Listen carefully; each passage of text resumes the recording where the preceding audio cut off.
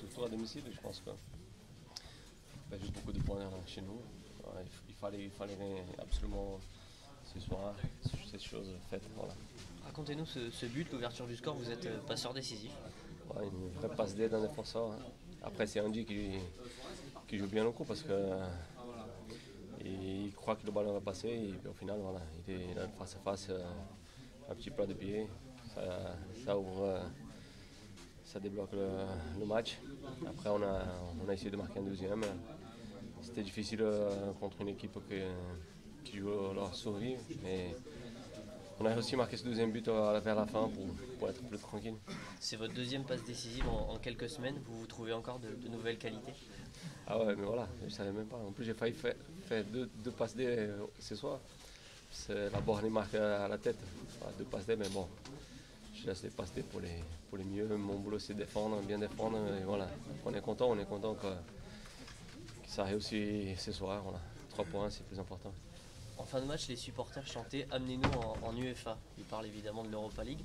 Vous n'êtes qu'à 4 points finalement de la 4e place. On sait aussi que la 5e pourrait être qualificative. C'est encore vraiment jouable. Ah oui, on nous croit jusqu'au bout. Hein. On nous croit comme nos supporters. Depuis un moment, ils nous encouragent.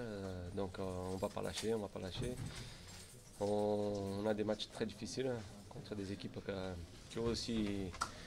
Ils essaient de jouer une petite place européenne, mais on va tout donner et on va essayer de finir européen à la fin de saison. Non, très content de l'attitude de l'équipe. On a fait une très bonne entame avec cette envie d'aller les bousculer, de se créer des situations. C'est ce qu'on a fait, on a réussi à marquer en plus. Derrière, à nouveau, comme contre Reims, on s'est arrêté de jouer haut, on a fait circuler devant notre gardien et on perdait les ballons trop vite à nouveau et on a laissé trop de situations de centre à cette équipe de Guingamp, même s'ils n'ont pas eu de situation nette, mais on leur a laissé trop l'opportunité de s'exprimer.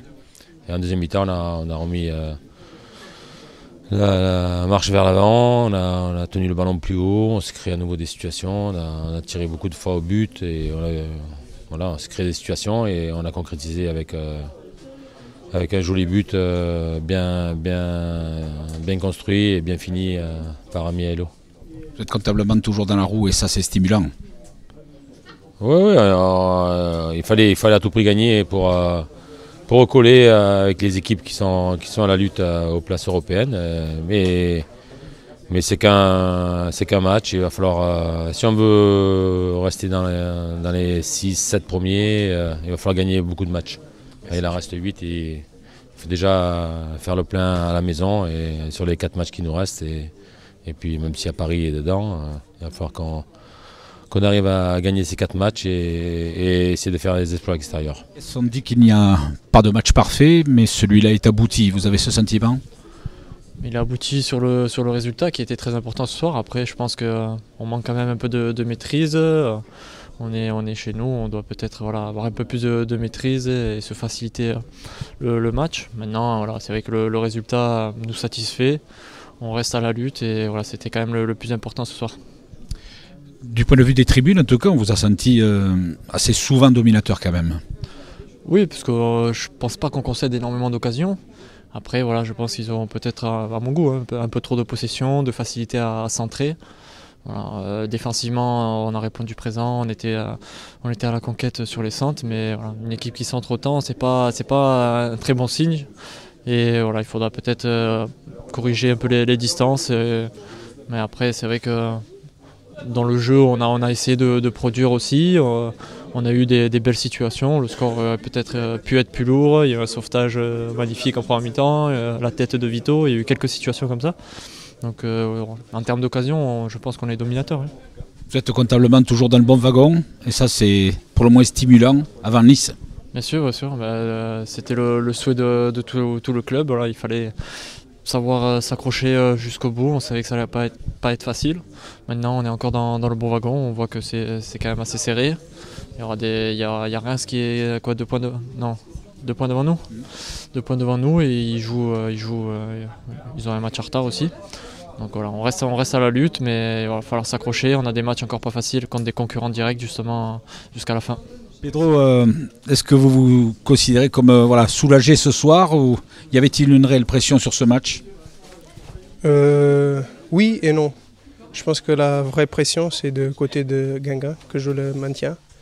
Et nous, de ce côté-là, heureusement, on a le maintien dans les poches. Du coup, après, il faut faire le maximum de points et les comptes, on le fera à la fin. Vous avez réalisé une première mi-temps très aboutie. Ça a été peut-être un petit peu en deçà en seconde période, mais bon, on ne vous a jamais véritablement senti en danger. Je pense qu'il y a des moments hauts et des moments faibles. Et même dans les moments faibles, je pense qu'on a maîtrisé l'adversaire. Et je pense que là, il faut savoir aussi souffrir et gérer l'équipe adverse. Et je pense qu'on a très bien fait ce soir. Et je me souviens juste d'un frappe à la tête de Rodelin en deuxième mi-temps.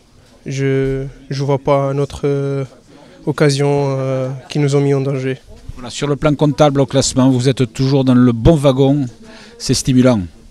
Oui, bien sûr. C'est pour ça qu'on est là, pour arriver à nos objectifs. Mais je pense qu'il faut avoir un discours très prudent. Et comme je disais avant, il faut faire les comptes à la fin, pardon. Merci Pedro, merci.